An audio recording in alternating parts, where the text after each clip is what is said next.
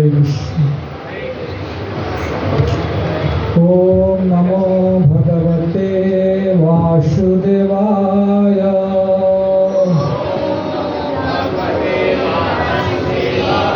ओम नमो भगवते वासुदेवाय।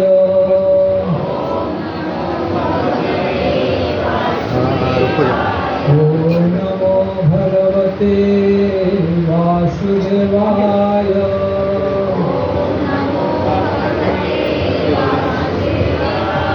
नारायणं नमस्कृत्यं नरं चैव नरोत्तमं देवीं सरस्वती व्यासं ततो जयमुदीरये।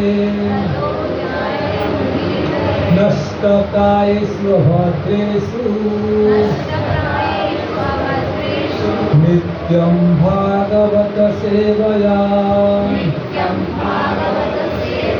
भगवती उत्तम श्लोके भक्ति भवति नैष्ठिकी। कृष्णाय वासुदेवाय देवकी नंदनाय च नंदगोपकुमाराय गोविंदाय नमो नमः। सत्त्वमज्ञानतिमिरन्धस्य ज्ञानाञ्जनशलाकया चक्षुरुन्मीलितं येन तस्मै श्रीगुरवे नमः। श्रीचैतन्यमनोभीष्टं स्थापितं येन भूतले स्वयं रूपा कदा मह्यं ददाति स्वपदान्तिकं। वन्देऽहं श्रीगुरो श्रीयुतापदकमलं श्रीगुरुर्वैष्णवांश्च श्रीरूपां साग्रजाता सगणा रघुनाथानुतं तं सजीवं सद्वैतं सावधूतं परिजनसहितं कृष्णचैतन्यदेवं श्रीराधा कृष्णपादा सगणा ललिता श्रीविशाखान्वितांश्च। हे कृष्णा करुणा सिन्धु दीनबन्धो जगत्पते गोपेश गोपिकान्त राधाकान्त नमोस्तुते। तप्त काञ्चना गौराङ्गी राधे वृन्दावनेश्वरी वृषभानुसुते देवी प्रणमामि हरिप्रिये। वञ्चाकल्पतरुभ्यश्च कृपासिन्धुभ्यैव च पतितानां पावनेभ्यो वैष्णवेभ्यो नमो नमः। जय श्री कृष्ण चैतन्य प्रभु नित्यानंद श्री अद्वैत गदाधर शिवासादि गौरभक्तवृंद। हरे कृष्ण कृष्ण कृष्ण हरे हरे हरे राम राम राम हरे हरे। भूतं करोति वाचालं पङ्गुं लङ्घयते गिरिं यत्कृपातमं वन्दे श्रीगुरुदिनकारिणं परमानन्दमाधवं श्रीकृष्ण। हरे कृष्ण।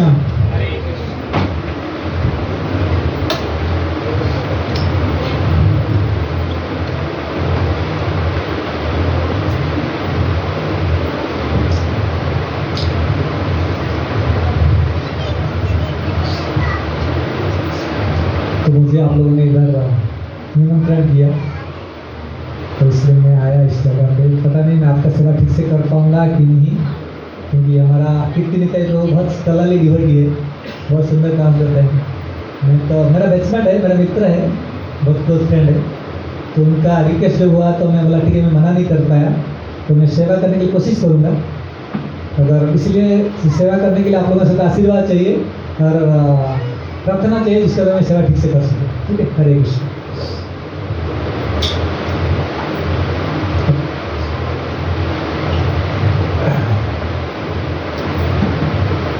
जब विदुर जी तीर्थ यात्रा में जाते हैं तो मैत्रेय मुनि को मिलते हैं। विदुर जी मैत्रेय मुनि को कुछ प्रश्न करते हैं। तो प्रश्न का उत्तर देते हुए मैत्रेय मुनि पहले बताते हैं कि तथापि कीर्तयामि अंग यथामति यथा श्रुतं कीर्तिं हरेश्यां सत्कर्तुं वीरमन्याभिलाषति। तो तथापि कीर्तयामि अंग, आपने कुछ प्रश्न किया, मैं वो प्रश्न का उत्तर देने की कोशिश करूँगा। कैसे ना, यथामति यथा श्रुतं, मैंने जितना सुना, सुनने के बाद मैंने कुछ असिमिलेट किया, कुछ याद किया, कुछ अप्लाई किया, उसको मैं रिपीट करने की कोशिश करूँगा। यथामति यथा श्रुतम, नहीं तो क्या होता है ना, कीर्तिम हरे श्याम सत्कर्तुम गिरा मन्या भिदा असति। अगर मैं मेरा जीवा को भगवान का सेवा में नहीं लगाऊंगा तो क्या होगा, जीवा असति बन जाएगा। कि भगवान ने ये जो जीवा दिया इसलिए ना, भगवान का नाम जप करने के लिए, भगवान का लीला को सुनने के लिए और भागवतम पढ़ने के लिए। इसलिए सुखदेव गोस्वामी बोलते हैं कि जिह्वा सती दा दुरैक्य से न चौपगायंती उदाय दाथा। तो जिह्वा असती है, असती मतलब क्या है, जो स्त्री अपना पति के पास छोड़ के दूसरे पति के पास जाता है, दूसरे पुरुष के पास जाता है, उसको असती बोला जाता है। ऐसे ही जिह्वा जो मिला है भगवान का नाम जप करने के लिए। और रोज जिह्वा को हम शास्त्र पढ़ना छोड़ के जिह्वा को हम लगाते हैं कुछ नोवेल पढ़ने के लिए, मैगजीन पढ़ने के लिए, न्यूज़पेपर पढ़ने के लिए, तो क्या होगा, वो जीवा असती हो गया। तो इसलिए वो श्लोका को बेस करके मैं आज कुछ कथा करूँगा, ठीक है। क्योंकि हमारा फर्ज होता है कि हम सेवा करें, शास्त्र पढ़ें और सेवा शास्त्र का ज्ञान दूसरे को शेयर करें। तो कुछ दिन पहले मैं पढ़ते शास्त्र पढ़ रहा था, उस टाइम पे मुझे एक श्लोका मिला। तो इस संसार में कौन दुखी है, उसमें भगवान बताते हैं, माम अनाराध्य दुखार्थ कुटुंब आसक्त मानस। बोले माम अनाराध्य, जो मेरा आराधना नहीं करता। आराधना का मतलब क्या है, सेवा करना, पूजा अर्चना करना। तो भगवान को बोलते कि जो मेरा आराधना नहीं करता है, किसका आराधना करना चाहिए ना, आराध्य भगवान ब्रजेश तनया तद्धाम वृंदावन। किसका आराधना करना चाहिए, भगवान कृष्ण का। आराध्य भगवान ब्रजेश तनया, ब्रजेश, ब्रज का ईश्वर कौन है, नंद महाराज, उनका तनय कृष्ण। आराध्य भगवान ब्रजेश तनया तद्धाम वृंदावन, उनका एड्रेस क्या है, कहाँ पे रहते हैं, वृंदावन धाम रहते हैं। वो भगवान का हमें क्या करना चाहिए, आराधना करना चाहिए। क्योंकि सती शिव जी को बोलते हैं, शिव जी सती को बोलते हैं। पद्म पुराण बोलते हैं, आराधना नाम सर्वेशम विष्णु आराधना परम तस्मात् परम देवी तदिया नाम समझ।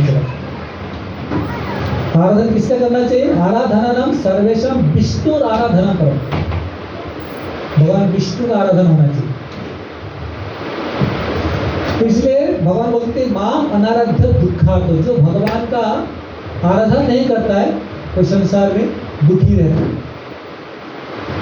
और कौन दुखी रहता है ना, कुटुंब आसक्त मानस, जिसका मति अपना कुटुंब के ऊपर ही रहता है, इससे ज्यादा सोच नहीं सकता, परिवार के बारे में ज्यादा सोचता है, इससे ज्यादा नहीं सोच सकता, वो आदमी दुखी रहता है। क्यों, जिसका साथ हमारा ज्यादा आसक्ति रहेगा, जितना ज्यादा आसक्ति रहेगा वो आदमी हमें उतना ही दुख देने वाला। समझ में आ रहा है। जैसे आप देखिए धृतराष्ट्र की बात, धृतराष्ट्र का मति किसके साथ आसक्ति था, दुर्योधन के साथ और पोष के साथ। इसीलिए धृतराष्ट्र को बहुत कष्ट हुआ। इसलिए जितना हमारा आसक्ति ज्यादा रहेगा उतना ही हमें कष्ट होने वाला।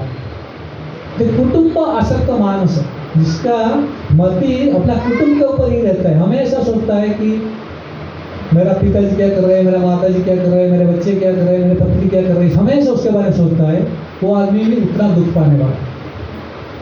और कौन दुखी होता है ना, सत्संग रहित तो मर्त्य, जो आदमी सत्संग नहीं करता है वो आदमी दुखी रहता है। मैं प्रश्न करने वाला हूँ, बच्चों को सब प्रश्न करूंगा बाद में क्लास के बाद, और जो आंसर देगा वो गिफ्ट मिलेगा, ठीक है। तो सत्संग रहित तो मर्त्य, जो सत्संग नहीं करता है वो भी संसार में दुखी रहता है। सत्संग क्या होता है? साधु संग। सत्संग छाड़ी कैनु असते विलास, ते कारणे लागिलो कर्म बंध फास। सत्संग छाड़ी कैनु असते विलास। जब हम सत्संग छोड़ देते हैं, साधु की संग, शास्त्र की संग, मंदिर में नहीं जाते हैं, भक्तों का संग नहीं करते, तो क्या सत्संग छाड़ी कैनु असते विलास? तो क्या करते हम? सत्संग छोड़ दिया तो किसका संग करेंगे हम? असत संग करेंगे, नॉन डिवोटीज का संग करेंगे। तो क्या होगा? सत्संग छाड़ी कैनु असते विलास। तो फिर ते कारणे लागिलो कर्म बंधवास। तो उसके वजह से क्या होता है? उसका रिजल्ट क्या है? कर्म बंधन में हम डूब जाते हैं। इसलिए सत्संग रहित तो मर्त्य। जो आदमी सत्संग नहीं करता है वो दुखी रहता है। सत्संग में क्या फायदा होता है? क्या फायदा होता है सत्संग में? तो 11 कैंटो में बोलता है कि ततो दुसंगम उत्सृज्य सच्चु सज्जेत बुद्धिमान संतैव अस्य छिन्नन्ति मनो व्यासंगम उक्तिभिः। ततो दुसंगम उत्सृज्य, दुसंग को छोड़ दो। अगर जीवन में अपना जीवन को सार्थक करना है तो क्या करना है? दुसंग छोड़ दीजिए, क्योंकि हमारा जीवन का सारे कष्ट का कारण क्या है? दुसंग। तो दुसंगम उत्सृज्य, फिर क्या करना है? न सत्सु सज्जत बुद्धिमान। अगर आप बुद्धिमान हो, हमेशा आप अपने आप को साधु संग में रखिए, अच्छे लोगों के संग में रखिए। सत्सु सज्जत बुद्धिमान। क्यों? न संत एवं अस्य छिन्दन्ति। ये संत क्या कर सकता है? मनो व्यासंगम उक्ति भी, अपना उक्ति के द्वारा, वाणी के द्वारा हमारा जो आसक्ति है वो आसक्ति को तोड़ सकता है। और कोई नहीं तोड़ सकता है हमारा आसक्ति को। ये आसक्ति कौन तोड़ सकता है? साधु। इसलिए कपिल देव उनको बताते हैं, उनके माँ कपिल देव के माता कौन है? देवावती। उनके क्या होते हैं? प्रसन्नम अजरम पाशम आत्मनो कवयो विधु शैव साधु सुकृत्यो मोक्ष द्वारम अपावृतम। प्रसन्नम अजरम पाशम। प्रसन्न क्या होता है? आसक्ति। आसक्ति कैसे होता है? जैसे चेन में डाल दिया होता है ना, जैसे हाथी को, हाथी कितना बड़ा जीव होता है, कितना बड़ा प्राणी, कितना बड़ा पशु है। उसको अगर बचपन से छोटा सा चेन में डाल दिया, बांध दिया, तो उसको खुद पता नहीं चलता मेरे पास कितना शक्ति है। उसको लगता है बांधा हुआ। ऐसे प्रसन्न जो आसक्ति होता है हमें ऐसे बांध के रखता है, हमें पता नहीं चलता कि मैं क्या कर रहा हूँ, क्योंकि हम वो भाव में, आसक्ति के बंधन में हम जो नहीं करना चाहिए वो कार्य भी करते हैं। प्रसंगम अजरम पासम, ये क्या? ये आसक्ति बहुत स्ट्रांग होता है। अजरम पासम आत्मा न कवयो विधु। ये कौन बोल रहा है? मैं नहीं बोल रहा हूँ। जो साधु संत लोग, मुनि ऋषि लोग बोलते हैं कि ये जो प्रसंग है, आसक्ति है ना, बहुत स्ट्रांग होता है, इसको तोड़ना आसान नहीं है। इसलिए प्रसंगम अजरम पासम आत्मन कवयो विधु सएव साधु सुकृतो। वो प्रसंग, वो आसक्ति अगर आप साधु के साथ किया तो क्या होगा? मोक्ष द्वारम अपावृतम। आपका मोक्ष का रास्ता को अपावृतम मतलब वाइडली ओपन कर देता है, कोई रेस्ट्रिक्शन नहीं होता। इसलिए हमें क्या करना चाहिए? साधु का संग में रहना चाहिए। अगर असत संग में रहेंगे, आप कितना भी अच्छा क्वालिटी हमारे पास हो, लेकिन संग का शक्ति है कलयुग में। अगर आप एक टोकरी में कुछ आम लेके आके रखेंगे पकाने के लिए, और एक बार ऐसे हुआ, मैं जो विद्यापीठ कर रहा था, हमारा पहला बैच था विद्यापीठ जीवी में, तो आम तोड़ने के बाद कुछ आम पेड़ में रह गया था। मुझे पेड़ चढ़ना आता था, हमने आम तोड़ा, बहुत आम तोड़ा पेड़ में से, और एक बास्केट में रखा, उसमें से आम कुछ नीचे गिर गया था, वो आम को भी अंदर डाल दिया। 4-5 दिन के अंदर देखा तो बाद में आधे आम खराब हो गया। क्यों? जो थोड़ा बहुत 1-2 आम खराब था, उसने क्या किया? सारे आम को खराब कर दिया। तो ऐसा ही साधु, हम कितने अच्छे हैं, हम अगर असत संग में रहेंगे तो क्या होगा? हम भी खराब हो जाएंगे। इसलिए कौन दुखी है ना? नाम अनाराध्य दुखार्थ कुटुंब आसक्त मानस सत्संग रहित मर्त्य। जो सत्संग नहीं करता दुखी है, मर्त्य। मृत्यु लोक में जो रहता है उसको मर्त्य बोला जाता है। सत्संग रहित मर्त्य, बुद्ध सेवा परिचित हो, जो आदमी बुद्ध लोगों का सेवा नहीं करता वो आदमी दुखी है। बुद्ध मतलब वयोवृद्ध, ज्ञान वृद्ध, भक्ति वृद्ध, 3 लेवल में देख सकते हैं बुद्ध को। जो आदमी एजेड है उनका बहुत सारे भौतिक जगत का एक्सपीरियंस है, उनका सेवा करना चाहिए। जैसे ग्रैंड मदर, ग्रैंड फादर होते हैं, इलॉज होते हैं, उनका सेवा होना चाहिए, बुद्ध सेवा। और क्या है, वयोवृद्ध, ये इनका हो गया। और कौन है, ज्ञान वृद्ध, जिसका हमसे ज्ञान ज़्यादा है, उसको भी हमें रिस्पेक्ट देना चाहिए। और भक्ति में जो वृद्ध है उसकी सेवा करना चाहिए। देखिए शुद्धदेव गोस्वामी जब कथा कर रहे थे, उनके सामने कौन बैठे थे, शुद्धदेव गोस्वामी बैठे थे व्यासासन में, उनके सामने कौन बैठे थे, उनका गुरु जी कौन है, व्यासदेव। उनके गुरु कौन है, नारद मुनि। सब बैठ के कथा सुनते, शुद्धदेव गोस्वामी कथा कर रहे, उनका उम्र कितना था, 16 साल, और नारद मुनि का उस टाइम उम्र हो गया था 1000 साल, बैठ के कथा सुन रहे। क्यों, भक्ति विद्या अनुभूति था शुद्धदेव गोस्वामी के पास।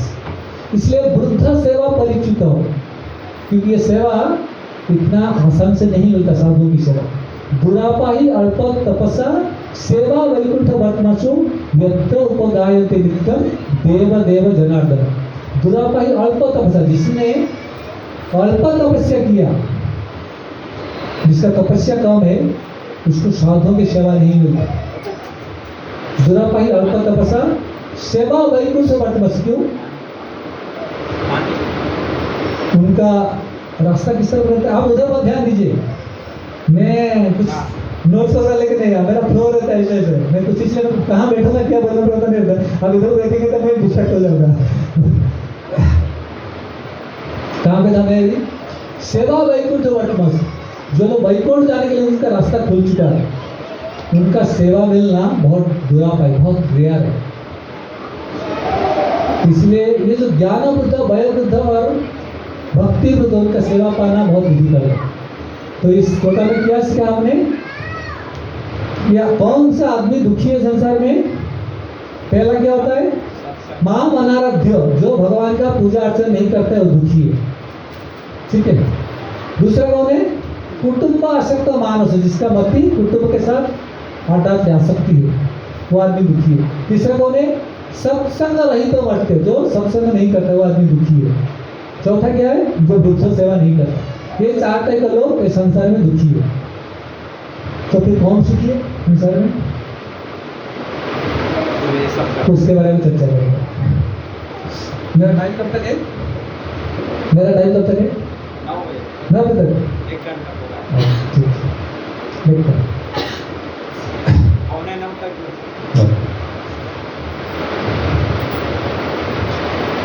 अभी मुझे बताइए, संसार में हम हैं कि संसार में शुभ क्या है अशुभ क्या है। भौतिक जगत में शुभ क्या होता है, अशुभ क्या होता है, हाँ, क्या डिफरेंस है शुभ और अशुभ के बीच में। हमारा लॉटरी लग गया बोला मेरा शुभ है, फिर नौकरी लग गया तो शुभ है क्या, घर में कोई बच्चा जन्म हुआ शुभ है, किसी का तबीयत खराब हो गया अशुभ है, एक्सीडेंट हो गया अशुभ है, बराबर कि नहीं, ये सही है। शुभ और अशुभ क्या है, ओके, मैं आपको स्टोरी बताऊंगा। एक दशरथ के अंदर एक स्टोरी आता है, नृग महाराज की बात आता है। नृग महाराज का नाम सुना आप लोगों ने। नृग महाराज होते हैं जो, जिनका नाम बहुत फेमस था, जो बहुत बड़ा दानी थे। दानी हरिश्चंद्र का नाम सुना आप लोगों ने, ऐसे बहुत बड़ा दानी थे और डेली डेली बहुत दान करते थे। और एक बार ऐसा होता है कि उन्होंने कुछ गायों को एक ब्राह्मण को दान दिया। इसलिए दान कर रहे थे, पुण्य कमाने के लिए, शुभ काम करने के लिए, अपने जीवन में शुभ लाने के लिए, इसलिए पुण्य कर रहे थे। लेकिन क्या हुआ, वो गाय को दान देने के बाद वो गाय वापस आ गई कि जो गाय को दान नहीं दिया गया था उनके साथ मिलजुल गया। फिर नृग महाराज ने वही गाय को दूसरे ब्राह्मण को दान दे दिया। अभी क्या हुआ, एक ही गाय को दोनों ब्राह्मण को दान दिया। जो पहले वाला जो ब्राह्मण था वो सोचा अरे मेरा गाय किधर गया, तो ढूंढते ढूंढते जब आया वो देखता है क्या, उसका गाय दूसरे ब्राह्मण के पास है। तो बोले ये मेरा गाय है। तो ब्राह्मण ने नहीं, मुझे तो नृग महाराज ने मुझे दान में दिया। तो दोनों जाते हैं नृग महाराज के पास और बोलते हैं कि आपने दोनों को कैसे, एक गाय को दोनों लोगों कैसे दान दे सकते हैं ना, क्या दे सकते हैं? नहीं दे सकते। तो नृग महाराज पूरा हम्बल बन गए, नम्र बन गए। तो बोलते मेरा गलती हो गया, आप एक काम कीजिए, आप एक गाय के बदले मैं आपको 1 लाख गाय देता हूँ, कि गाय को मुझे दे दीजिए। तो दोनों ब्राह्मण बोलते नहीं, हमें यही गाय चाहिए। अभी क्या होगा? अभी वो हेल्पलेस है, अभी नृग महाराज कुछ नहीं कर पाए। तो ब्राह्मण ने अभिशाप दिया, क्योंकि ब्राह्मण को एक बार दान दिया, दान देने के बाद अगर आप उस संपत्ति को दोबारा लेते हो, दूसरे किसी को दे देते हो, तो क्या आप चोर बोला जाते हो। तो अभी नृग महाराज को अभिशाप मिला। तो नृग महाराज का जब मृत्यु का कारण आ गया, टाइम आ गया, तो किसके पास जाते हैं? यमराज के पास। यमराज बोलते हैं अभी बताओ, आपको आपका शुभ कार्य जो किया उसका फल पहले चाहिए या अशुभ काम किया उसका फल पहले चाहिए? तो नृग महाराज का मन में प्रश्न, मैं तो जीवन भर पुण्य किया, इतना गाय दान किया, इतना सोना दान किया, इतना भूमि दान किया, मैं कैसे अशुभ काम किया? तो नृग महाराज के यमराज बोलते हैं कि आपको याद है एक दिन एक गाय को आपने दान दिया था, वापस आ गई गाय, आपने उस गाय को दोबारा दान दिया, इसके तरह आपने अशुभ कार्य किया, इसका फल क्या है? तो बोलते हैं कि आप, तो उसको पूछे नृग महाराज आपको क्या चाहिए, पहले अशुभ कार्य का फल चाहिए या शुभ कार्य का फल चाहिए? तो नृग महाराज बोलते हैं कि मुझे अशुभ कार्य का फल मिलना चाहिए। तो तुरंत यमराज उनको कौन सा शरीर देते हैं? छिपकली का शरीर देते हैं। जीवन भर पुण्य किया, रिजल्ट क्या मिला? छिपकली का शरीर।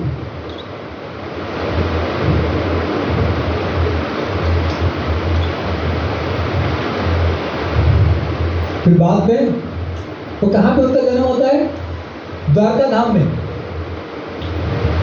एक कुएं में रहते थे उस कलियुग में। तो फिर बाद में कृष्ण के पुत्र वगैरह सब आते हैं खेलने के लिए, खेलते खेलते उनको एक बार प्यास लगता है वो, और वो जाते हैं कुएं के पास पानी पीने के लिए, और कुआं मिलता है सूखा सूखा। क्या करें अभी? और देखते हैं छिपकली, बहुत बड़ा छिपकली कुआं में पड़ा हुआ है, उनको लगता है कि हम थोड़ा कुछ करना चाहिए उसके ऊपर। तो उन्होंने रस्सी बांध के उसको निकालने की कोशिश करते हैं, नहीं हो पाता है। सब लोग मिलकर जाते हैं कृष्ण के पास और बोलते हैं बहुत बड़ा छिपकली है, कहाँ पे? कुएं के अंदर। तो कृष्ण खोल आते हैं, अपना हाथ को एक्सटेंड करते हैं। भगवान क्या होते हैं? अनु अनियान महत्व मैया। तो एक जगह पे खड़ा होकर उनका हाथ एक्सटेंड करते हैं और उनका हाथ कहाँ पहुंच जाता है? कुएं के नीचे तक, और छिपकली को उठा के लेकर आते हैं। जैसे नृग महाराज को भगवान कृष्ण का स्पर्श मिलता है, पूर्व शरीर मिल जाता है, और नृग महाराज को कृष्ण पूछते आप कौन हो? तो बोलते आपने कभी सुना नहीं नृग का नाम? मेरा नाम तो शास्त्र में बहुत प्रसिद्ध है, मैंने बहुत पुण्य किया, बहुत दान दिया, आपको कैसे पता नहीं है? तो फिर बताते हैं नृग महाराज अपना हिस्ट्री बताते हैं कि कैसे उनके शरीर मिला। तो देखो पूरा जीवन भर पुण्य करते करते क्या मिला। अभी दूसरी बात, महाभारत युद्ध जब हुआ, महाभारत युद्ध होने के बाद कृष्ण देव जाते हैं। कृष्ण, आपको पहला चैप्टर चल रहा है भगवद गीता का, तो ये फैन बंद कर सकते। तो कृष्ण बोलते हैं मैं देखना चाहता हूँ मेरा इलेक्शन में कौन है, मेरे से लड़ाई करना चाहते हैं, मेरा रथ को लेके विपक्ष के सामने रख दो, मैं देखना चाहता हूँ मेरे इलेक्शन में कौन है। तो कृष्ण का रथ को लेकर रख दिया जाता है। जैसे वो देखते हैं सामने उनका शत्रुओं को, उनका रिलेटिव्स को, उनको क्या होता है? मैं इन लोगों से कैसे लड़ाई करूँ, संभव नहीं। तो उस कंडीशन में वो बहुत सारे आर्गुमेंट्स देते हैं, अगर मैं इनको हत्या करूंगा तो क्या होगा? इतने सारे लोगों का मृत्यु हो जाएगा, कि बाद में उनके सारी पत्नियां विधवा हो जाएगी, फिर बाद में उनसे जो बच्चा जन्म होंगे वो वर्ण संकर होंगे, वर्ण संकर का कारण रिजल्ट क्या होगा? सोसाइटी में अशांति होगा और मैं उसका कारण बनूंगा। ये जितना सारे पाप कार्य होगा, जितना अशुभ काम होगा, सारे का कारण कौन बनेगा? नहीं बनेगा। तो इसलिए मैं लड़ाई नहीं करना चाहता। तो भगवान ने क्या बोला उनको? मतलब मैं बता रहा हूँ, आप मेरे हिसाब से लड़ाई करो, आपको कोई कार्य का कर्म का फल नहीं मिलेगा। तो अर्जुन ने लड़ाई किया, लड़ाई करने के बाद कितने लोगों का मृत्यु हुआ लड़ाई में मालूम है किसको? महाभारत युद्ध में 64 करोड़ लोगों का मृत्यु हुआ। इतने सारे लोगों के स्त्री विधवा हो गए, बच्चे परफान हो गए। तो शुभ हुआ, शुभ हुआ, शुभ हुआ कि अशुभ हुआ? हाँ, शुभ हुआ। कैसे शुभ हुआ? अशुभ हुआ। कैसे अशुभ हुआ? मारे गए। अगर वो दुर्योधन जैसा आदमी कुछ होते हैं तो कितने लोगों को मारते, उसका हिसाब था क्या? इसलिए शुभ हुआ। इसलिए शुभ और अशुभ का कैलकुलेशन हम नहीं कर सकते। कर्म क्या है, अकर्म क्या है? यदि कवयोपि अति कवयोपि मुह्यति, तो कवि लोग साधु लोग भी विविधर हो जाते हैं, क्या शुभ है क्या अशुभ है। इसलिए हम अपना जीवन में शुभ लेके आ सकते हैं? अपना जीवन में हम शुभ लेके आ सकते हैं? क्यों नहीं शुभ लेके आ सकते? आप देखेंगे जब फर्स्ट कैंटो 13 चैप्टर में धृतराष्ट्र का दुख को दूर करने के लिए विदुर जी वापस आते हैं।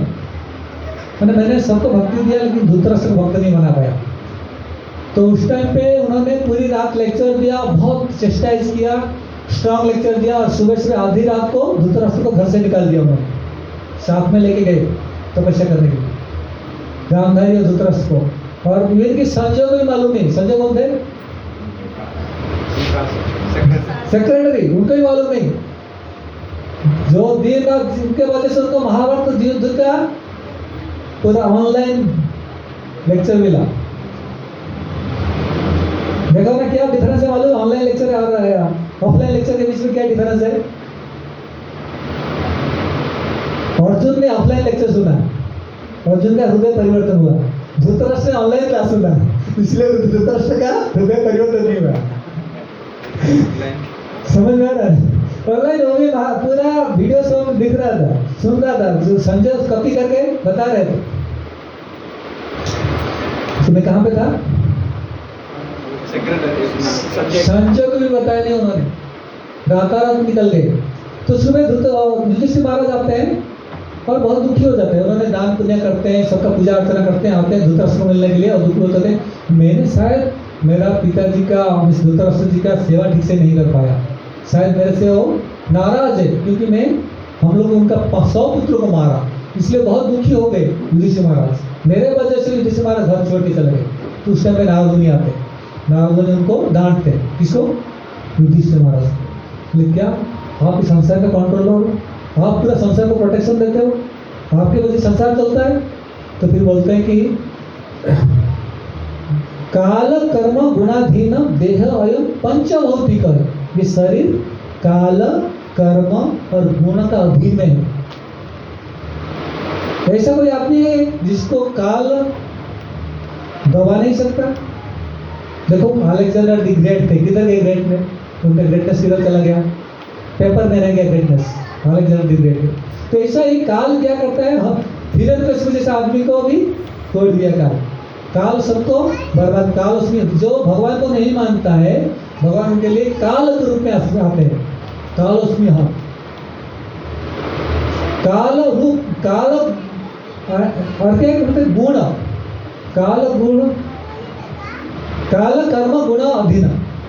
हर कोई आदमी कर्म का अधीन में रहता है। ऐसा कोई नहीं आदमी जो कर्म का बंधन उसको नहीं है। केवल जो 3 गुण से बाहर है उसको कर्म बंधन नहीं है। काल कर्म गुण, ऐसा कोई आदमी 3 गुण से बांधा नहीं है संसार में है। और कोई आदमी 3 गुण में बांधा। अरे मैं तो सादा हूँ, ऐसे बैठा हूँ, मैं कहीं मैं तो हाथ पैर सब हिला रहा हूँ, सब घूम रहा है, कैसे किसने बांधा मेरे को? ये शकल है, ये नहीं समझ सकते। क्यों? कैसे समझ सकते हो? हम कुछ करना चाहते, कुछ कर नहीं पाते, बहुत सारी चीज। देखो आप हवा में उड़ना चाहते, उड़ पाएंगे? क्यों? किसने बांध के रखा आपको? दीवार में चढ़ना चाहते हैं, चढ़ पाएंगे? नहीं, किसने बांध के रखा आपको? गुस्सा नहीं होना चाहते, गुस्सा हो जाते, किसने बांध के रखा आपको? क्योंकि ये संसार को कौन नचाता है? 3 गुण, रजोगुण, सत्वगुण, तमोगुण नचाते हैं। हमें जैसे नचाते हैं हम ऐसे नाचते हैं। तो इसलिए काल कर्म गुणाधीन, ये शरीर 3 चीज के तरह कंट्रोल में है। तो जब हम 3 चीज का कंट्रोल में है, ये शरीर कैसे दूसरे खुद का सुख कर सकता है, दूसरे किसका सुख कर सकता है? ना खुद का हम पुण्य कर सकते हैं, ना दूसरे किसका पुण्य कर सकते हैं। समझ में आ रहा है? तो हम अपना पुण्य नहीं कर सकते। जो आदमी समुद्र में खूब डूब रहा है, दूसरे को कैसे, दूसरा आदमी कैसे उसको सेव कर सकता है? एक आदमी डूब रहा है, दूसरा आदमी वो भी डूब रहा है, डूबने वाला आदमी दूसरा डूबने वाला आदमी को कैसे सुरक्षा कर सकता है? नहीं। जो आदमी समंदर से बाहर है, कोई बोट में है कि हेलीकॉप्टर में है, वो आदमी रक्षा कर सकता है। जो गुण कर्म काल कर्म गुण का अधीन के बाहर है, वो आदमी दूसरे किसके जीवन में शुभ लेके आ सकता है और पुण्य लेके आ सकता है। तो उसका मतलब हम अपना जीवन में कोई पुण्य खुद नहीं लेके आ सकता है। तो कौन लेके आ सकता है? ठीक है, ठीक है, हम देवता को पूजा करेंगे। देवता को पूजा करने से क्या होगा? 11th कैंटो में बोलते हैं ना, देवता कर्म सचिवा साधवा दीनवत्सला। कर्म सचिवा, कर्म सचिवा मतलब क्या है? हम जैसे कार्य करेंगे उसी हिसाब से देवता लोग फल देते हैं। मालूम है, शरीर सारे अंग प्रत्यंग उसका एक देवता होते हैं। सूर्य देव का कृपा की वजह से हम देख पाते हैं। चंद्रमा हमारा माइंड को कंट्रोल करता है।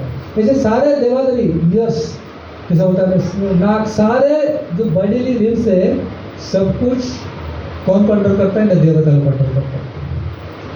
तो ये कर्म सचिव, हम जैसे कार्यकलाप करेंगे उसी हिसाब से देवता हमारे साथ रेसिप्रोकेट करते हैं और हमें उसका कर्म का फल देते हैं। फॉर एग्जाम्पल, आप कोई बच्चा है 9th क्लास में 10th क्लास में है और उसको कुछ पैसा मिल गया और दुकान के पास जाता है, दुकानदार बोलता है मुझे एक पैक सिगरेट दे दो। दुकानदार क्या बोलेगा? देगा कि नहीं देगा? देगा ना। क्यों देगा? उसका बिजनेस चल रहा है ना। ऐसा ही आप देवता को पूजा करेंगे तो देवता को जो मांगेंगे तो देंगे, क्यों? मेरा पूजा कर रहा है ना।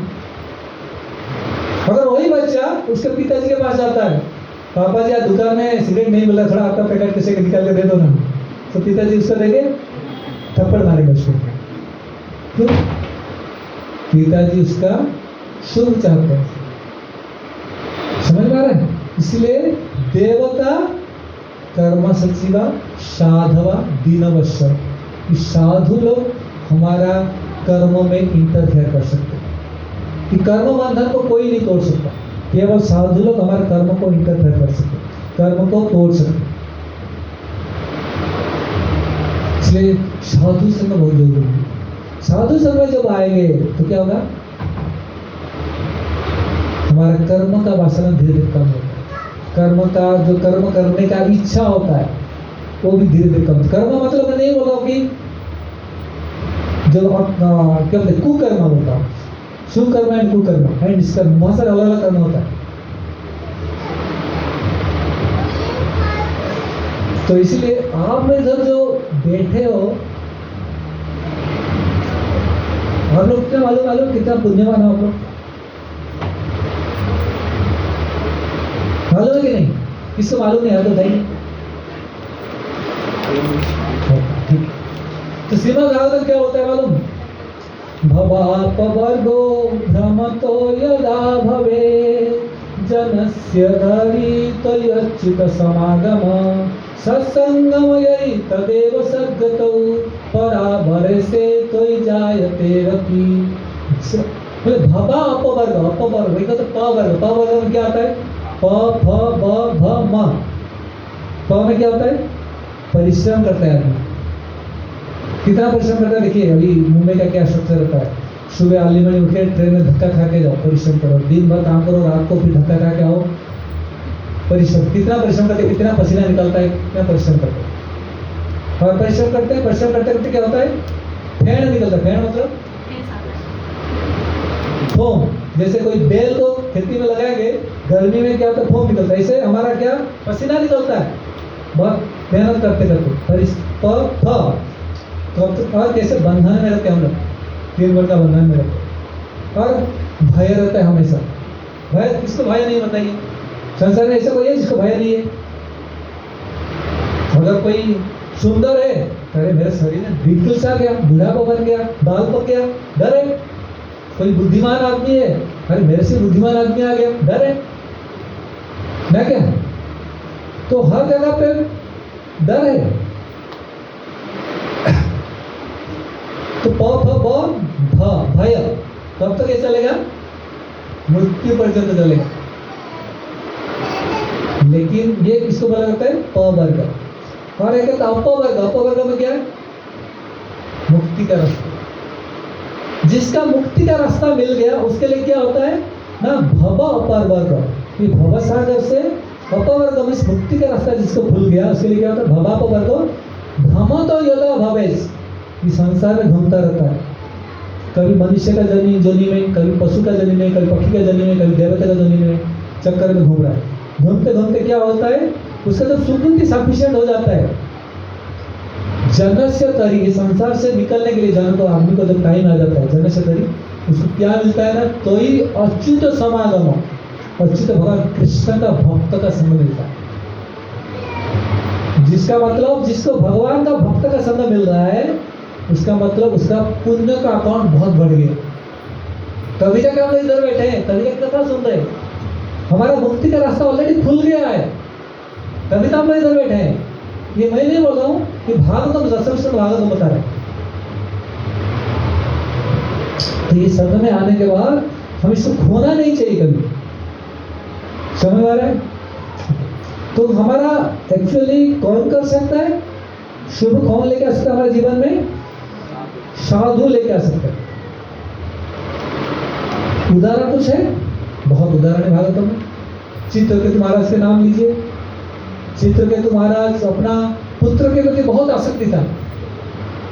जब आते हैं अंगिरा मुनि जब आते हैं उनको ज्ञान देने के लिए, तो देखते हैं कि चित्रकेतु महाराज उनके कितने पत्नियां थे मालूम है? 1 करोड़ पत्नियां, लेकिन एक भी पुत्र नहीं था। क्योंकि आगे मेरा डायनेस्टी कौन संभालेगा? राजा कौन बनेगा? संभालेगा कौन विश्व को? तो हम बार बार शादी करते थे, उससे एक पुत्र मिल जाएगा, उससे एक पुत्र मिल जाएगा, ऐसे होते हुए 1 करोड़ स्त्रियों को शादी किया, पुत्र नहीं थे, इसलिए हमेशा दुखी रहते थे। तो अंगिरा मुनि जब आते हैं उनको शास्त्र का ज्ञान देने के लिए, लेकिन उनका हृदय क्या होता है? वो फर्टाइल नहीं था। जैसा कोई अभी बारिश हो रहा है, जमीन में आप कोई अनाज डालेंगे तो क्या होगा? अनाज आएगा, ठीक है। लेकिन वही बारिश अगर पत्थर के ऊपर हमें जमीन डाला, अनाज डाला, क्या होगा? फर्टाइल नहीं है जमीन, पत्थर। तो ऐसा अगर हृदय अगर पत्थर है, हम कितने भी भक्ति मिलेगा, कितने कुछ मिलेगा, एक कान में डाल के दूसरे कान में निकल जाएगा। तो अंगिरा मुनि जब आते हैं चित्रकेतु महाराज को ज्ञान देने के लिए, चित्रकेतु महाराज का हृदय उस टाइम पे फर्टाइल नहीं था, इसीलिए उनको पूछा क्या प्रॉब्लम है? मेरा अभी प्रॉब्लम है, मुझे पुत्र चाहिए। तो अंगिरा बोले ठीक है, आप ये करो, आपको पुत्र मिल जाएगा, बोल के चले गए। लेकिन उनको बोला ये जो पुत्र जन्म होगा ये आपका सुख और दुख का कारण बनेगा। तो चित्रकेतु महाराज ने सोचा शायद बच्चा है, इतने सारे रानियों के बाद एक पुत्र मिलेगा और इतना बड़ा राज्य है, तो थोड़ा नटखट रहेगा, थोड़ा बदमाश रहेगा, ठीक है, सुख भी मिलेगा दुख भी मिलेगा। तो चित्रकेतु महाराज ने हाँ बोल दिए। फिर बाद में क्या होता है? जब चित्रकेतु महाराज वो भी पत्नी को बहुत प्रेम करने लगे, बाकी लोगों को नेग्लेक्ट किया, तो उन लोगों के बहुत गुस्सा आ गया। सभी लोगों ने मिलकर पुत्र को हत्या कर दी, मार दिया। फिर अभी क्या होता है? चित्रकेतु महाराज रोने लगे, बहुत रोते। उस टाइम पे फिर से अंगिरा मुनि आते हैं नारद मुनि को लेकर। उससे क्या हुआ ना, अपने जो पुत्र को दिया था उसका देहांत हो गया। तो फिर अंगिरा मुनि बोलते हैं बच्चों उठो, उनको उठाते हैं, बोलो आपका पिताजी से बात करो। तो मेरा पिताजी कौन है?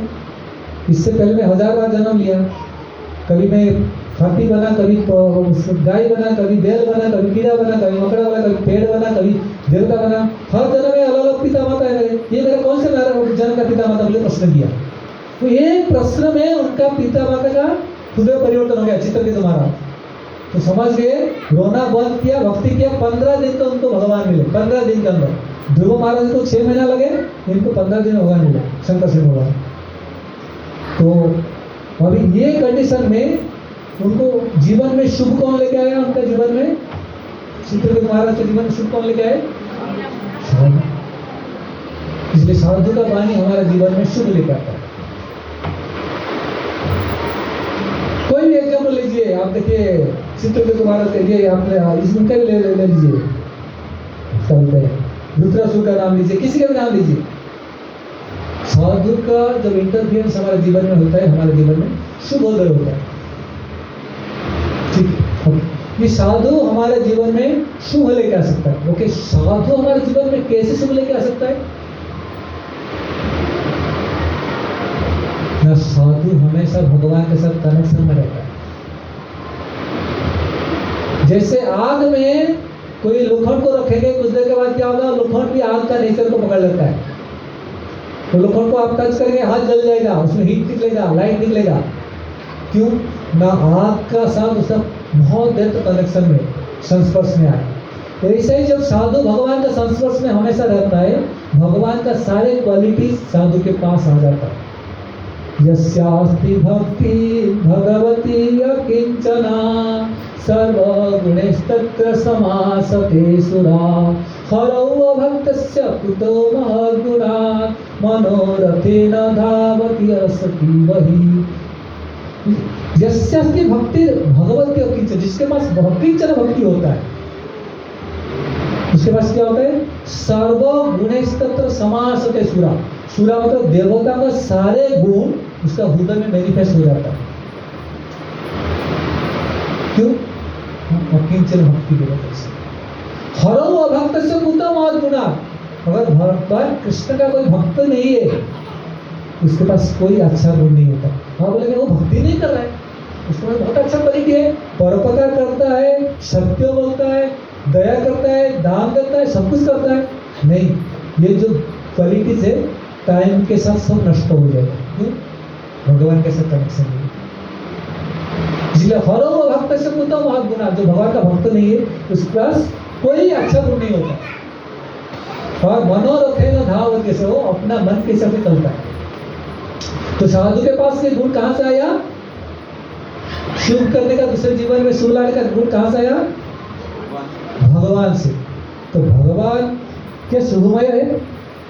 क्या भगवान हमारे जीवन में शुभ लेके आ सकते हैं? हाँ, कैसे? तो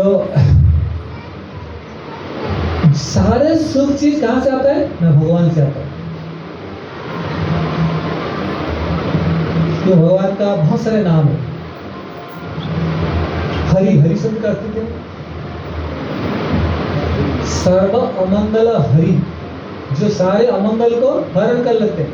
प्रेम दिया मनोहरे, जो प्रेम देके अपने मन को हरण कर लेते हैं और सारे अमंगल को दूर कर देते हैं, वो हरि है। तो हमारा जीवन में शुभ लाना है, अमंगल को दूर करना है, तो भगवान हरि का सेवा करना चाहिए, पूजा अर्चना करना चाहिए, जब उनका भक्त का सेवा करना चाहिए। हरि और भक्ति का गुण होता है शुभदा। हम लोग कौन हो भक्ति शास्त्री कौन कर रहा है? इसमें से कोई भक्ति शास्त्री कर रहे हैं? हाथ उठाइए। कोई नहीं कर। थैंक यू माता। तो भक्ति शास्त्री जो कर रहे हैं उनको एनओडी में आता है कैरेक्टरिस्टिक्स है भक्ति। इसमें एक पहला होता है क्लेशाग्नि, उसका शुभदा। हमारे जीवन में सारे शुभ लेके आता है भक्ति। शुभदा सारे अमंगल को दूर करता है और शुभ लेके आता है।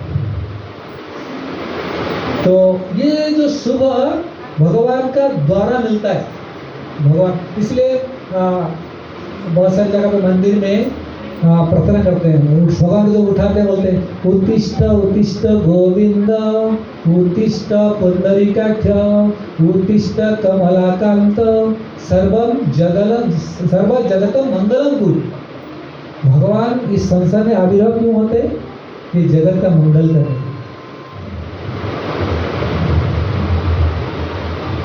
भुवन मंगल तुम्हें भुवन पति, तुम्हें उपे खिले नाथक की हो गए।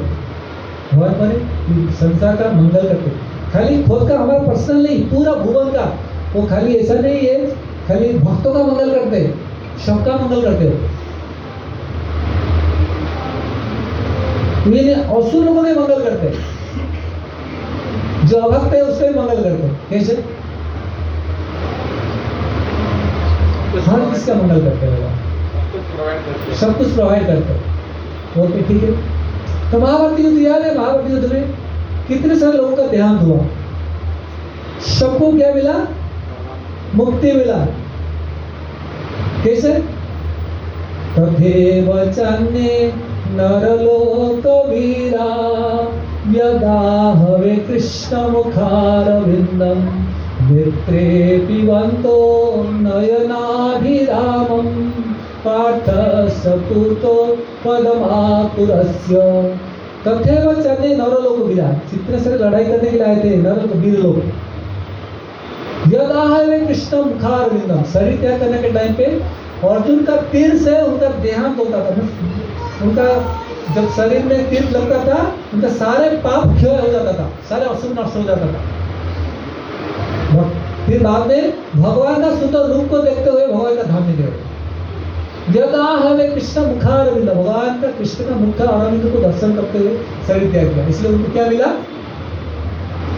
तो भगवान ने जब लोगों को मारा उसमें भी उनका मंगल करवाया। समझ में आ रहा है? तो भगवान भक्तों का मंगल करते हैं और सबका मंगल करते हैं। ओके ठीक है। अभी असुर लोगों का वध करते हैं, उनका कैसे मंगल होता है? हिरण्यकशिपु का वध किया, बराबर कि नहीं? तो प्रहलाद महाराज आए, हम लोग क्या करते हैं? नमस्ते नरसिंहाय प्रहलाद आह्लाददायिने। प्रहलाद को क्या किया उन्होंने? आनंद दिया। कैसे आनंद दे सकता है? अगर कितना भी आदमी डेमोनियक बने, सामने पिताजी का मृत्यु हो रहा है, कोई मार रहा है, बच्चा क्या बोलेगा? जो भी किया अच्छा किया, ऐसा कोई है? प्रहलाद महाराज ने क्या बोला? हमने जो भी किया अच्छा किया। क्यों ना बोलते? मोदे तो अभी साधु ऋषि को सर्प हत्या, क्योंकि कोई साधु जब देखता है कोई सांप या बिच्छू का हत्या होता है वो आनंद लेता है। क्यों? नहीं, सांप बहुत एंजियस होता है। और मेरा पिताजी जो था ना, पूरा विश्व का सबसे बड़ा ईर्ष्यालु लोग थे, आदमी था, पूरा सबसे बड़ा टेररिस्ट था मेरा पिताजी। इसका आपने हत्या किया, अच्छा किया, पूरा विश्व अभी आनंदित है और सबका दुख दूर किया आपने, पूरा विश्व आनंदित है और सबका भय को आपने दूर कर दिया। इसलिए लोग अपना भय को दूर करने के लिए वो आपको याद करेंगे। इसलिए आप अपना गुस्सा को छोड़ के शांत हो जाए। हिरण्यकशिपु का वध हुआ, लेकिन विश्व का और साथ में हिरण्यकशिपु को मुक्ति मिला। क्या मंगल किया भगवान ने? नरकासुर ने 16,000 कन्या को हरण करके लेके गया था, किडनैप करके था। भगवान ने नरकासुर का वध किया। नरकासुर का वध करने के बाद क्या हुआ? ये सारे कन्या तो भगवान का शरण लिए। हमको नरकासुर ने किडनैप करके लेके आया और अपने पास रखा, हमें परिपुरुष के पास थे, इसलिए अगर वापस हम घर पे जाएंगे हमें कोई नहीं ग्रहण करेगा, कृपा करके आप हमें ग्रहण कीजिए। तो भगवान ने क्या किया? उनको ग्रहण किया। भगवान को क्या मालूम नहीं था कि आगे जाकर लोग इसका निंदा करेंगे कि ये कृष्णा बोलते हैं सिखाने के लिए आया, 16,108 स्त्री, ये कामों का आदमी बोल के लोग बोलेंगे। फिर भी भगवान ने उनको ग्रहण किया। शुभ किया, अशुभ किया, ये जितने सारे कन्या का जीवन में शुभ लेके आए कृष्ण, सबको एक एक पहले सबसे सारे स्त्रियों से उनका 10 पुत्र एक पुत्री थे, 11 बच्चों दिया सबको। मंगल क्या मंगल किया? मंगल किया। एक शायद जरासंध देखिए, जरासंध ने 20,000 राजा को किडनैप करके लाके रखा था। भगवान ने जब इनको मारा, जरासंध को भीम ने मारा, मारने के बाद भगवान ने क्या किया? ये 20,000 राजाओं को मुक्ति दिलाया। ये लोग सब भगवान का शरण लिए। तो कभी कभी देखा होगा आप, जब जाके अगर कोई राजा दूसरा राजा को परास्त करता है तो क्या करता है? उसका कंट्री को कब्जा कर लेता है, उसका अंडर में आ जाता है। तो भगवान कृष्ण ने कभी भी ऐसा नहीं किया। कंस को मारा, राज्य किसको दिया? उग्रसेन को दिया। नरकासुर को मारा, उसका राज्य किसको दिया? उसके पुत्र को दिया। तो हर जगह पर उन्होंने मंगल किया। वही भगवान मंगल कर सकते हैं हमारे जीवन में, मंगल नहीं कर सकते। भगवान खुद मंगल कर सकते हैं और भगवान का नाम भी मंगल कर सकता है हमारे जीवन में। तो कौन सा मंगल लेके आ सकता है हमारे जीवन में? भगवान के भक्त, भगवान का नाम और भगवान। तो भगवान कैसे मंगल कर सकते हैं हमने चर्चा किया। वो साधुओं का भी मंगल करते हैं, वो साधुओं के साथ रेसिप्रोकेशन करते हैं, साधुओं की इच्छा पूरा करते हैं। जैसे हरिदास ठाकुर शरीर त्याग करने के टाइम पे उन्होंने प्रार्थना किया कि मैं आपका शरीर, आपका इस सुंदर रूप का दर्शन करते हुए शरीर त्याग करना चाहता हूँ। चैतन्य महाप्रभु का इच्छा पूरा किया। नयन देखी हूँ तुम्हारा चांदा बदना, हृदय धरी हूँ तुम्हारा कमल चरण। तो वो प्रार्थना कर रहे, तो उनका इच्छा पूरा किया चैतन्य महाप्रभु। पितामह भीष्म का क्या इच्छा था? शरीर त्याग करने के टाइम पे भगवान का सुंदर रूप को दर्शन करते हो। तो इसलिए पितामह भीष्म को दर्शन देने के लिए भगवान खुद चले जाते हैं। देखिए महाभारत युद्ध से पहले अर्जुन, उनका मति भ्रम हो गया, उनको पता नहीं मुझे करना क्या है नहीं करना है। वो उनका हाथ से विपत्तुश्च शरीर में रोमहर्षश्चर्यायते गांडीवम संस्कृते हस्तात् रोमश्च परिदह्यते।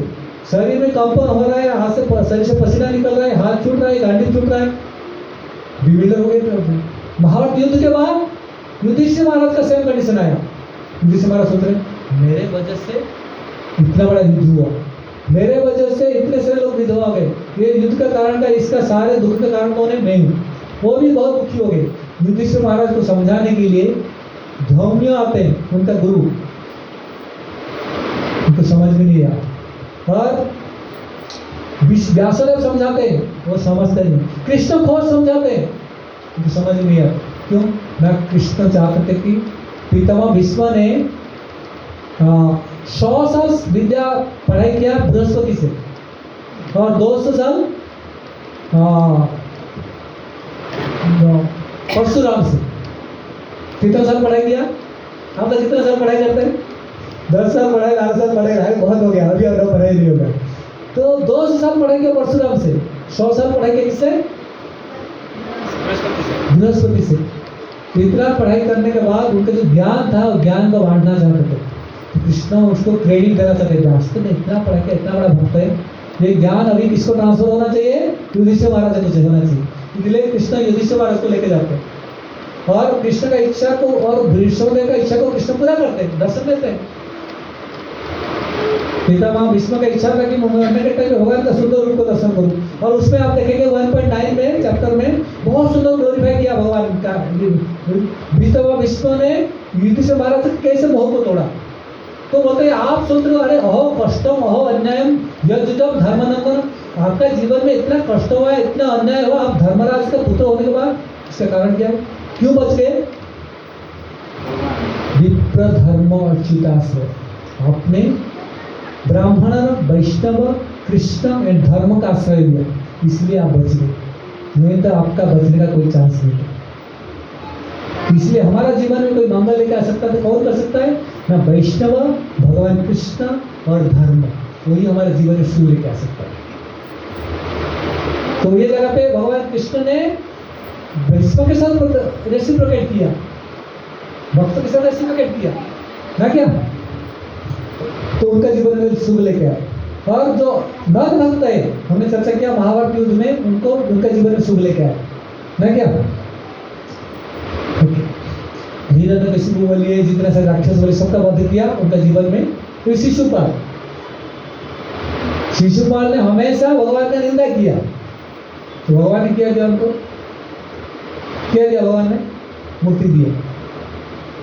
कोई प्रश्न आता है पूरे प्रहलाद महाराज का स्टार्टिंग में, तो पूरा एक कैंटो डिस्क्राइब करते हैं। यही प्रश्न था कि शिशुपाल ने इतना निंदा किया भगवान का, फिर भी सबके सामने शिशुपाल का शरीर से आत्मा निकल के परमात्मा आत्मा निकल के भगवान के शरीर में एंटर कर रहे हैं, उनको सायुज्य मुक्ति कैसे मिला? उसका आंसर देने के लिए सुखदेव गोस्वामी ने पूरा प्रहलाद महाराज के चरित्र को डिस्क्राइब किया। तो भगवान हमारे जीवन में कभी कष्ट देते हैं और कभी आनंद देते हैं, सब कुछ जो भी कुछ देते हैं हमारे सुख के लिए करते हैं। और भगवान का नाम भगवान से भी ज्यादा इम्पोर्टेंट, हरि से बड़ा हरि का नाम।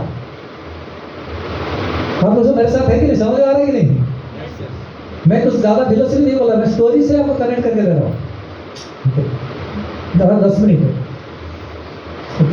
तो भगवान का नाम क्या है? भगवान से भी बड़ा है। इसलिए कृष्णदास कविराज गोस्वामी क्या लिखते हैं? नाम संकीर्तन हईते सर्व अनर्थ नाश, सर्व शुभ उदय कृष्ण प्रेमेर उल्लास। नाम संकीर्तन हईते सर्व अनर्थ नाश। हमारा जीवन में शुभ और अशुभ का कारण क्या है? ये अनर्थ। ये अनर्थ हमें बहुत परेशान करते हैं, और अनर्थ के वजह से हमारे जीवन में बहुत सारे अशुभ आते हैं। लेकिन हम जब भगवान का नाम जप करेंगे, कीर्तन करेंगे, तो क्या होगा? नाम संकीर्तन होते सर्व अनर्थ नाश, सारे अनर्थ धीरे धीरे धीरे धीरे निकलते जाएंगे। फिर क्या होगा? सर्व शुभ उदय। उदय मतलब सूर्य जैसे उदय होते। अभी रात है, रात को क्या होता है? बहुत किसको जानवर का डर रहता है, किसको भूत का डर रहता है, किसको चोर का डर रहता है, किसको टेररिस्ट का डर रहता है। लेकिन सुबह होने के बाद सूर्योदय जैसे होता है, सबका डर खत्म हो जाता है। ऐसा ही हमारा हृदय के अंदर जो अनर्थ है, हमें बहुत डर देते हैं। जब हम भगवान का नाम जप करेंगे तो हम क्या होगा? हमारे जीवन में शुभ आएगा, शुभ उदय होगा। तो शुभ उदय होने से क्या होगा? सर्व शुभ उदय, सारे शुभ हमारे जीवन में आएगा। फिर आगे क्या होगा? कृष्ण प्रेमेर उल्लास, भगवान का प्रेम जो मिलेगा, फिर जीवन आनंदमय होगा। क्या प्रमाण है? भगवान का नाम जप करते हुए कोई अपना जीवन में शुभ फल लेके आया? तो एग्जाम्पल है नारद मुनि। कैसे? भगवान का एक तो पहले वो शूद्र इसमें थे ना, बाद में उनका नेक्स्ट जन्म जो हुआ। तो नारद मुनि का चरित्र में क्या होता है? संतों का उच्छिष्ट था। उच्छिष्ट खाने के बाद उनको भक्ति में रुचि आया। फिर कुछ साल के बाद क्या होता है? उनका माँ का देहांत हो जाता है। उसके बाद उनको कितना उम्र हुआ था नारद मुनि को? 5 साल। तो उन्होंने क्या किया? जो कुटिया था उस घर में आग लगाया। क्यों? तो ये मेरा जो माँ थी उनके लिए मैं जिंदा था, माँ चली गई, भाई मेरा संसार में कोई भी चीज़ के साथ आ सकती नहीं। तो घर में खुद आग लगाया और निकल गए भगवान को ढूंढने। और ढूंढते ढूंढते ढूंढते बहुत सुंदर नारद मुनि का चरित्र। नामानि अनन्तस्य हतत्र पठन् भूयानि भद्राणि कृतानि च स्मरन् दाम पर्यटन तुष्टमनागतस्पृह कालं प्रतीक्षन् विमढो विमसर। नामानि अनन्तस्य, भगवान नाम का, भगवान का अनंत, भगवान अनंत का, भगवान का, राम का नाम जप करते घर से निकल गए। नामानि अनन्तस्य हतत्र पठन् भूयानि भद्राणि कृतानि च, भगवान का लीला को स्मरण करते। तो जाते हैं, धीरे धीरे जाते हैं, बहुत लंबा दूर जाने के लिए थक जाते हैं। बहुत थकने के बाद एक झरने में स्नान करते हैं। स्नान करने के बाद वो आके एक पेड़ के नीचे बैठ के ध्यान करते हैं। भगवान उनको हृदय में आते हैं, दर्शन देते हैं। और दर्शन जैसे करते हैं उनको बहुत आनंद आता है। आँख खोल के देखते हैं, भगवान गायब। तो फिर वो जो टेस्ट मिला भगवान का रूप का, वो ढूंढ रहे कहाँ गए। जैसे कोई आदमी को कि डायमंड का पत्थर मिल गया, डायमंड का ईंट मिल गया और बाद में गुम हो गया, तो रात दिन नींद नहीं होगा ना क्या? तो ऐसा ही नारद मुनि को नींद नहीं आ रहा है, बहुत तत्पर होकर ढूंढ रहे। तो भगवान आकाशवाणी बोल रहे हैं, हो नारद मुनि, आपको अभी मेरा दर्शन नहीं मिल सकता। अभी पक्को कसाया ना दुर्दर्श हम कुयोगी ना। तो नारद मुनि को भगवान ने बोला क्या? आप कुयोगी हो, क्यों? आपका अभी भी असत्य कम नहीं हुआ, आपका मन मेरे ऊपर भ्रम पूरा संपूर्ण रूप में लगा नहीं, इसलिए आपको मैं अभी नहीं मिल सकता। इसलिए आप तपस्या करो, भक्ति करो। जब आपका ये जीवन अंत हो जाएगा, दूसरा शरीर जो मिलेगा उस शरीर में आप नारद मुनि बनोगे, नारसिंह बन के आओगे और मेरे धाम में आओगे। तो ऐसा हुआ। तो आपने क्या बोला था? मैंने क्या प्रश्न किया था? कोई उदाहरण भगवान का नाम लेके किसी का उद्धार हुआ था, किसी का हृदय परिवर्तन हुआ था। मृगारी क्या है? मृगा हरि, मृगा मतलब क्या है? पशु, हरि मतलब शत्रु, सारे पशुओं का शत्रु। जो भी जानवर मिलता था उसको मारता था। मारता कैसे? आधा मार के छोड़ देता, बहुत कष्ट देता था। तो नारद मुनि उनको पहुंचते हैं और प्रश्न करते हैं, जिसे क्यों कर रहा है? ये हमारा फैमिली बिजनेस है। फैमिली बिजनेस मेरे पिताजी ने ऐसे सिखाया और मेरे बच्चों को मैं ये सिखाना चाहता हूँ, और इससे हमें बहुत आनंद मिलता है। तो नारद मुनि से इससे आपको क्या आनंद मिलता है? ना जब पशु तड़पता है ना, मुझे बहुत आनंद मिलता है। बोलता है आपको मालूम है इसका रिजल्ट क्या होने वाला है? नहीं, तो आप जाके आप फैमिली को कुछ का फैमिली मेंबर्स को पूछो, कोई आपका अपनी पाप से कोई शेयर करने वाला है तो घर में जाते हैं, नहीं हम क्यों शेयर करिए, आपका ड्यूटी है, हमें मेंटेनेंस करना। तो आते हैं नारद मुनि का शरण लेते हैं, नारद मुनि उनको भगवान का नाम लेते हैं, भगवान का नाम जपते जपते क्या होता है, उनका हृदय संपूर्ण रूप परिवर्तन हो जाता है। कुछ साल के बाद वो दोबारा आते हैं नारद मुनि पर्वत मुनि को लेके, उनका दोस्त, और देखते हैं कि मृगारी क्या कर रहे हैं, जब चल रहे जा रहे थे रास्ता को साफ कर रहे, इसमें चींटियां आ रहे थे उनको साफ कर रहे। क्यों? वो चाहते थे कि मेरे से कोई चींटी का भी मृत्यु ना हो, हृदय परिवर्तन हो। जब चैतन्य महाप्रभु झारखंड फॉरेस्ट में जा रहे थे, 3 मिनट है झारखंड फॉरेस्ट में जा रहे थे, भगवान का जब कीर्तन करते हुए जा रहे थे, उस टाइम पे आपने क्या देखा? आप वो फोटो देखेंगे मंदिर में या चैतन्य बुक में कि शेर हिरण को आलिंगन कर रहा है। कैसे? एक शत्रु है, हिरण का सबसे बड़ा शत्रु है शेर, कैसे आलिंगन कर रहा है? तो नाम का प्रभाव है। जब भगवान का नाम का प्रभाव आता है, आदमी अपना शत्रु तक भूल जाता है। ठीक है, हम चर्चा और भी बहुत कुछ कर सकते हैं, टाइम हो गया। तो अभी हमने आज क्या क्या चर्चा किया? पहला हमने चर्चा किया हम अपना वाणी को भगवान का नाम जप करने के लिए, शास्त्र पढ़ने के लिए और भगवान का लीला को व्याख्या करने के लिए नहीं यूज करेंगे तो क्या हमारा जीवा औषधि बन जाएगा। ठीक है। दूसरा, संसार में दुखी कौन कौन है? पहला दुखी कौन है? जो भगवान का पूजा अर्चना नहीं, आराधना नहीं करता। दूसरा, जिसका मति कुटुंब के साथ आसक्ति रहता है। इसलिए हमारा मति किस समय कुटुंब, बीजा कुटुंब में मति अस्तुम अनिवद्या। इसलिए बीजा कुटुंब कौन है? कृष्ण ने अर्जुन को अपना कुटुंब का मेंबर मान लिया था। वैसे हम भगवान कृष्ण के साथ मति जोड़ेंगे तो हमारा दुख दूर हो जाएगा। तो कुटुंब आसक्ति बना सकते। थर्ड, तीसरा क्या चर्चा किया हमने? सत्संग रहित वर्त, जो सत्संग नहीं करता दुखी है। चौथा क्या है? वृद्ध सेवा परिचित, जो वृद्ध सेवा नहीं करता है वो आदमी दुखी है। ठीक है। उसके बाद हमने सुखी बनने का तो क्या है उसके बारे में चर्चा किया। क्यों ना हम हमारा सुख बनने के क्या, हमारे जीवन में शुभ होना चाहिए, पुण्य होना चाहिए, तभी हम सुख बन सकते हैं। हम क्या हमारा जीवन हम सुख खोज लेके आ सकते हैं? नहीं लेकर आ सकते। क्यों ना? हम काल कर्म गुण का अधीन है, इसलिए हम अपना जीवन में सुख लेके नहीं आ सकते। फिर हम अगर खुद अपने जीवन में सुख लेकर नहीं आ सकते, कौन लेके आ सकता है जीवन में सुख? देवता लेके आ सकते हैं? नहीं, देवता भी हमारे जीवन में सुख लेके नहीं आ सकते। कौन लेके आ सकता है? साधु। साधु हमारा कार्यकलाप में इंटरफेयर कर सकते। उसके लिए हमने चर्चा किया, जैसे चित्रकेतु महाराज का चर्चा किया और कौन सी स्टोरी चर्चा किया और 2-3 श्लोक का भी उसमें कोट किया। ठीक है, ओके। उसके बाद फिर हमने चर्चा किया कि साधु कैसे कर सकता है, हमारे जीवन में कैसे सुख लेके आ सकता है। क्यों? वो हमेशा भगवान का संस्पर्श में रहता है। तो भगवान का सारे गुण साधु के पास आता है और साधु इसलिए हमारा सुख लेके आ सकता है। तो फिर भगवान कैसे सुख कर सकते हैं, लेके आ सकते हैं हमारे जीवन में? उसके लिए हमने चर्चा किया भगवान जो कुछ भी करते हैं सब कुछ हमारा मंगल के लिए करते हैं। तो उसमें हमने चर्चा किया, असुरों में भी बद्ध किया, उसमें भी उनका मंगल हुआ। महाभारत युद्ध में जितने लोगों ने लड़ाई में पार्टिसिपेट किया सबको मंगल हुआ। कि जितने सारे कन्या को पत्नी को शादी किया उनका भी मंगल करवाया। फिर भगवान का नाम का मंगल हमने चर्चा की। हरे कृष्णा। ओके, श्रीमद् भागवतम की जय, श्रील प्रभुपाद की जय, अनंत कोटि वैष्णव की जय। किसी का कुछ प्रश्न है? मैं एक दो प्रश्न भी दे सकता हूँ। प्रश्न किसका है?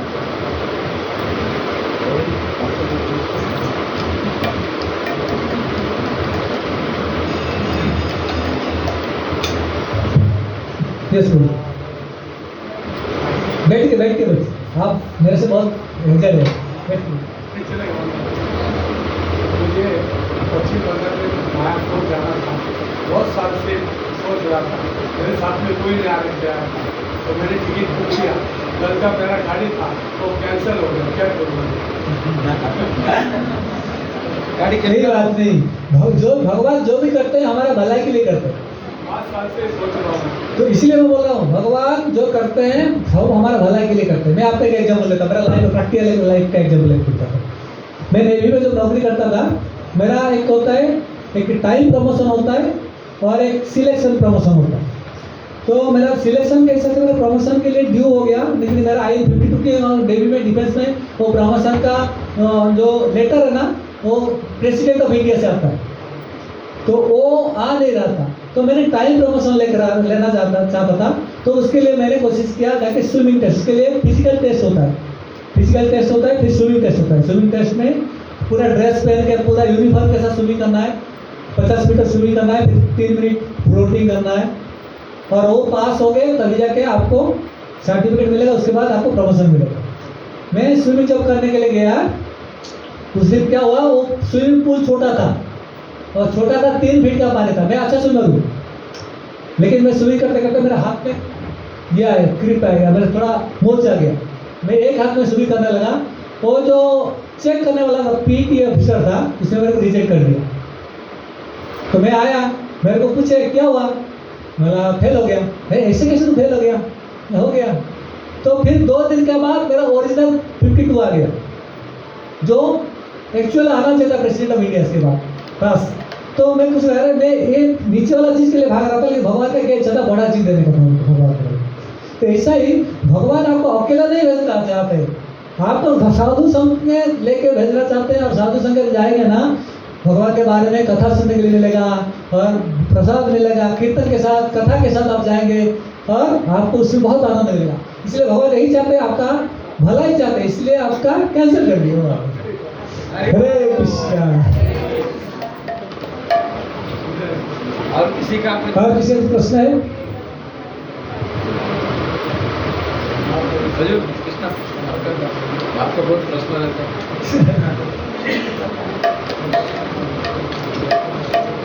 ओके, बहुत बहुत धन्यवाद। मैं कथा के दौरान अगर किसी को कभी कुछ दुख दिया होगा तो माफ़ कर देना। मेरा स्टाइल ऐसे ही रहता है, मैं कथा फ्री फ्लो बोलता हूँ। मैं इसको प्रैक्टिस रट्टा मार के भी नहीं आता हूँ, बट सोच के आता हूँ, बट जो फ्लो आता है उसमें बताता हूँ मैं। लेकिन मेरा ऐसे ही रहता है। लेकिन इसमें से कभी अगर किसी को लगता है कि तो मुझे बहुत हैवी बोला, स्ट्रॉन्ग बोला, तो माफ़ कर देना। लेकिन शास्त्र की वाणी को मैं जस्ट एज इट इज बोला, मैं इधर उधर से कुछ नहीं बोला, सब कुछ शास्त्र से कोट किया मैंने। लेकिन हमारा काम होता है कि अगर ये रिपीट नहीं करेंगे, इस जगह पे बैठे हुए इधर उधर की बात करेंगे तो हम असली बन जाते हैं। तो हमें इसको कभी करना पड़ता है। तो इसका अगर दुख होगा तो माफ़ कर देना। अगर आपको अच्छा लगा तो मेरे लिए प्रार्थना कीजिए कि मैं भक्ति में अच्छे से प्रकट दिखाऊँ। हरे कृष्ण।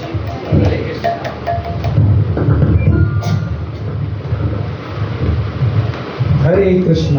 हरे कृष्णा कृष्ण कृष्ण हरे हरे, हरे राम राम। तो प्रभु जी ने बहुत अच्छे से आज हमें भक्ति का मार्ग, कैसा भक्ति में आगे बढ़ना, कैसे भक्ति हमें बढ़ाती है, जो जिसके संग करने से साधु संग, भक्त लोग उनके संग, और भगवान कैसे असुर और सुर दोनों का भला करते